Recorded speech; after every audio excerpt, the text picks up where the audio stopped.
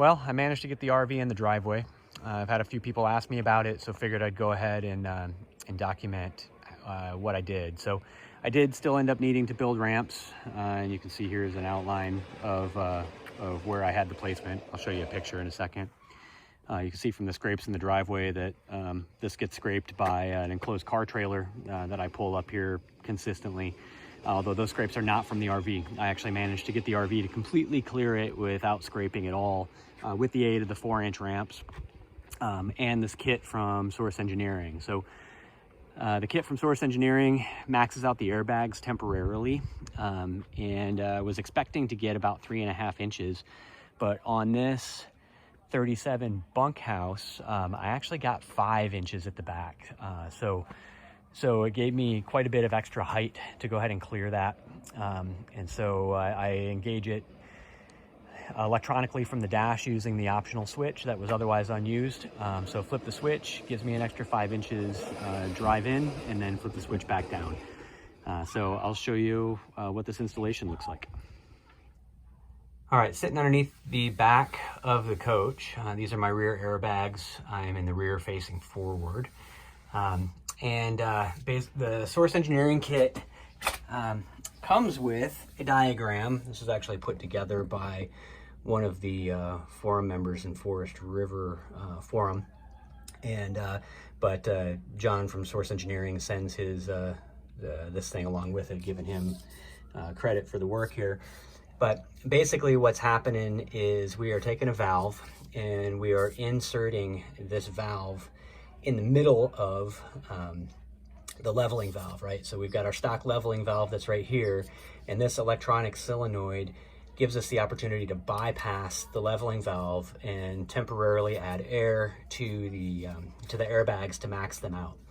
So what happens here, let's see if I can get a good angle on this with the kit, is this is the line that goes to the airbag, right? So the kit comes numbered. So Jim from Source Engineering marks each of these ports 1, 2, and 3, or excuse me, 1, 2, and 3. And so what I did is I went ahead and I removed the blue line, which was this guy right here. It's a little black because it's painted, but essentially it's a blue air line. And this line was coming into the top of my airbag, and all you do is essentially just push this ring in here and hold it in, and then pull on the hose at the same time, and that'll release the hose to pop out. Of course, you got to make sure that there's no pressure inside of your airbag or it won't release, right? Because the pressure pushes this thing back and locks it into place. So anyway, the kit comes with this new extension of line that I just snipped, and I put it in here in exactly the right size.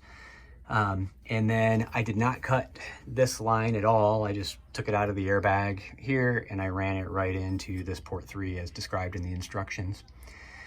And then up here, I've got an air feed line. The instructions actually refer to this as a yellow line. It's not yellow on in my case, but I did trace it back. Essentially, this line is the feed line, the main feed that comes from the air tank on the unit. And so I did snip this one and I put the T in place here, right? So the main line continues to feed the leveling valve as it did in the stock situation, but I have a T that comes out with some new black line, you can see right here, that flows around and comes into port 1 on my solenoid. So that's about the extent of it. So I didn't exactly follow the directions about where to use the new black line, just because I wanted to do a minimum amount of cutting, but you know, I think it doesn't really matter. It's 6 of one, half dozen of the other. So this feed line, this is my passenger side. This feed line comes across, there's a cross member over to the other side, and I did the same thing. I went ahead and snipped it, and I put my T in, and this T comes around over to the solenoid over here exactly the same way. I figured that way if I have to ever undo this thing, I can go ahead and plug the stock lines back in, and the only one that I have to replace is this line that goes across the cross member, but hopefully I don't ever have to do that. So that's pretty much it. These units, Jim makes a bracket, actually, if you can see it right here, right there. Makes a bracket. It looks like it's a custom thing that he did for these Freightliners that you can attach with a nut and bolt to a stock mounting point inside of the frame rail on this Freightliner, which was pretty nice. So it's already pre-drilled and everything. Did not come with a nut and bolt or anything like that, but so I just grabbed some from what I had just in my stash, and this guy just bolts in place, nice and perfect. You don't have to worry about zip ties or anything. And then the lines, it comes with a pretty healthy length of line that you want to run up to the front. I'll show you what I did in my case, because I wired this into the optional switch that was otherwise unused on the dash of my the cab, rather than running the momentary switch in there. So I'll show you what I did with that. Moving up to the front of the coach, right behind the battery box, this is my battery box, right? And so right at the very front of it, these stock wires pop out, and mine were actually tucked in forward, a little bit forward of the battery box. So I had to pull them out of here and down. But there are these two brown wires, right? And they're labeled OPT1A and OPT2A. I had read in a forum post that someone else found that their 1A was live on the optional switch on the dash of the cab. So I went ahead and wired that up for myself first, and then found out after the fact that it didn't actually work, and my switch is in fact wired to the OPT2 port, which is why I have these male spades on the end. So these guys are unterminated generally, and all you have to do is pull off the heat shrink on the end of them and put a male spade terminal on the end of it, and then the Source Engineering kit comes with a nice long line that comes all the way up. On this M2 chassis,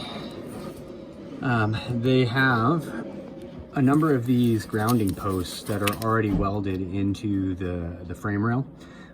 So in some cases they're covered up with tape, and you just need to pull the tape off of them. Sometimes they'll be black because they were covered up when they were painted. Now in my case, there was no nut on, or there are no nuts on any of these unused grounding posts. So I ended up having to do that myself, and that is a 3/8 16 size. And then on the Source kit, I didn't have a big enough end here, so I just had to replace that to get that in. But otherwise, I just terminated it right there, which is exactly where the rest of this stuff comes out. So pretty easy install, and highly recommended. I was able to get 5 inches, an extra 5 inches in the back of the RV, which allowed me to get it in the driveway with minimal ramps. I ended up having to build 4-inch ramps anyway, but with that extra 5 inches on top of the 4-inch ramps, it helped out a ton. I think the ramps would have been much too tall and kind of precarious otherwise. So I hope that helps. Good luck with your install if y'all decide to do it.